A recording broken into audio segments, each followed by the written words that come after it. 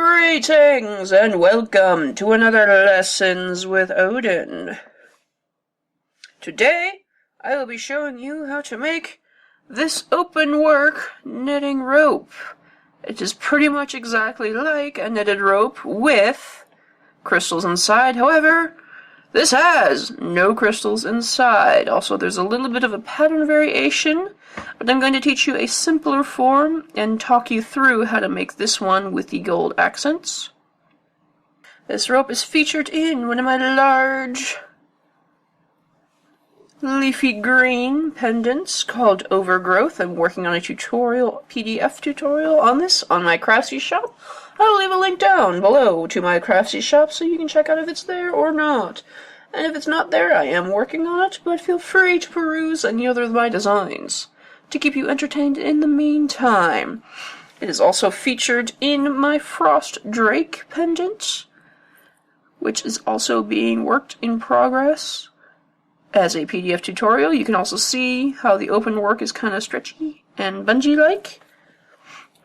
And I also have a koi version to go with my koi pendant that I am also working on. I've been working on this in my Twitch, and be sure to check me out on Twitch if you have not seen me, so you can see me work on this kind of stuff and fail miserably. I'm also going to be working on charting this in a PDF format so that you can find out what exactly I did. So be sure to stay tuned. Here is what you will need.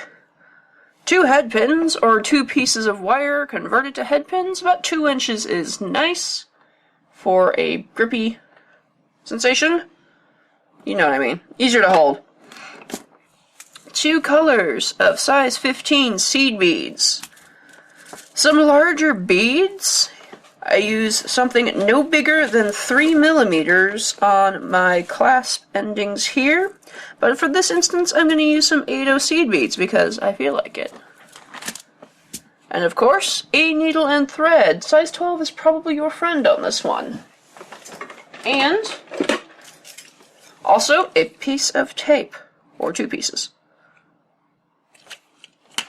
Let us get started. Okay, so now as with many rope-like beading projects, starting them is always the bitch of the entire project. Oh my god.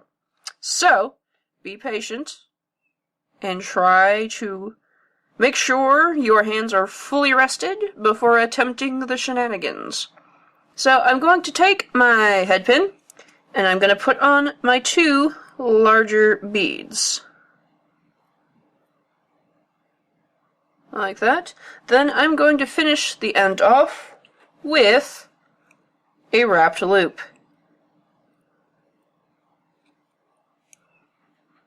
Just like that.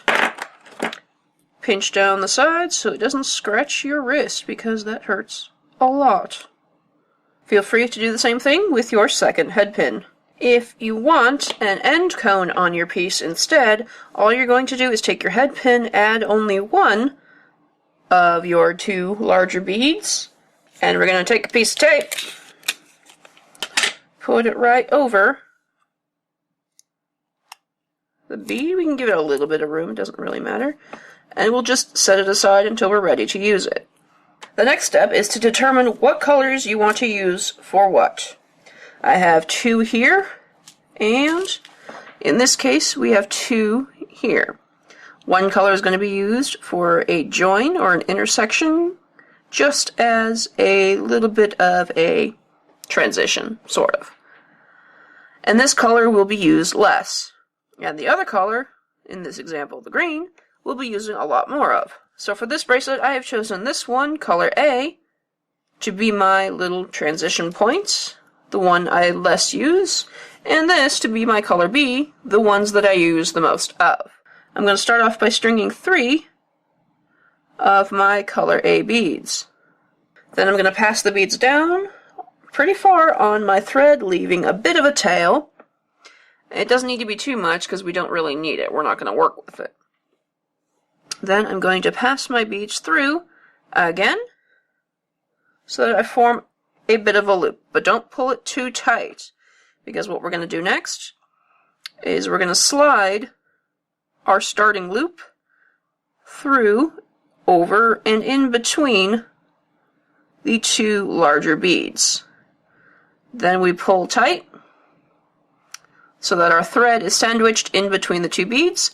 Then we tie an overhand knot with our tail and our working thread to make sure everything stays tight. So you end up with this weird mess over here. Basically what's going to happen is we are going to start our weave going down over the end of the head pin, leaving the other loop intact. This is where we're going to hang our clasp and have everything joined together. Kind of spread out the seed beads so they are kind of equidistant to each other. This part will get a little tricky because we're going to start our weave from that point. So I'm going to pass through one of these beads just to make sure that I'm coming out of it without interfering with the knot. Now I'm going to add one color B, one color A, one color B, and I'm going to pass through the next bead on the round. Pull tight and it kind of drapes over. And I'm going to do that once more. I'm going to add on one color B, one color A, one color B, pass over to the next one, avoiding the knot, hopefully. Pull through. Finally, do it one more time. Add one color B, one color A, and one color B. We pass through the last bead on the round where our knot is. Now, at this point, it's a little hard to determine what A beads we need to pay attention to. So if you want, we can also introduce a color C and start off when you add the very first 3 beads, make them all one color C.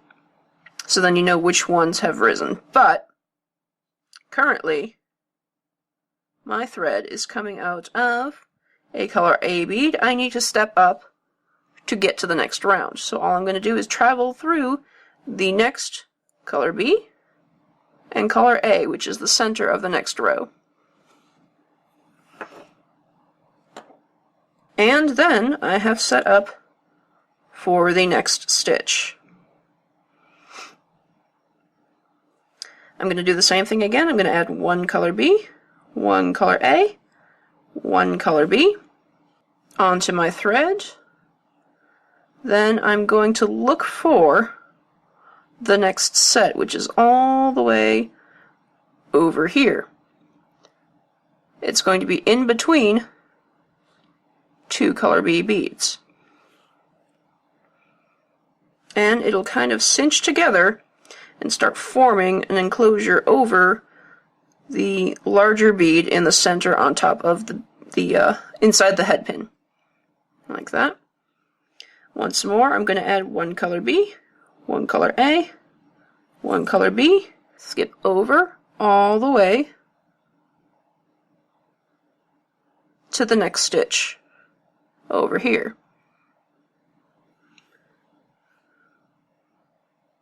Pull tight to kind of keep your tension going. And we have one more stitch to do, so we add in one color B, one color A, and one color B. Then our final stitch is all the way down here.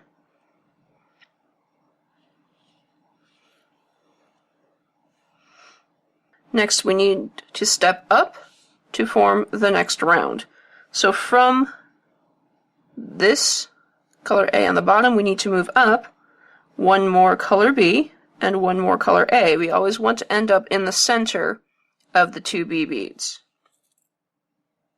And from here, we are ready to make our next stitch. So once again, one color B,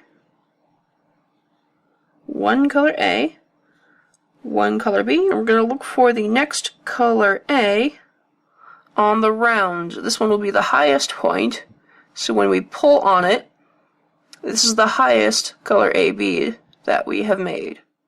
That is what we want. Once more, one color B, one color A, one color B. We're going to turn our piece and look for the highest color A bead on our piece. And pull tight. Finally, we are at the last stage again. So we're going to use one color B, one color A, one color B. Then we are going to move to the last color A on the round. This one is also connected to the first stitch we did in this row.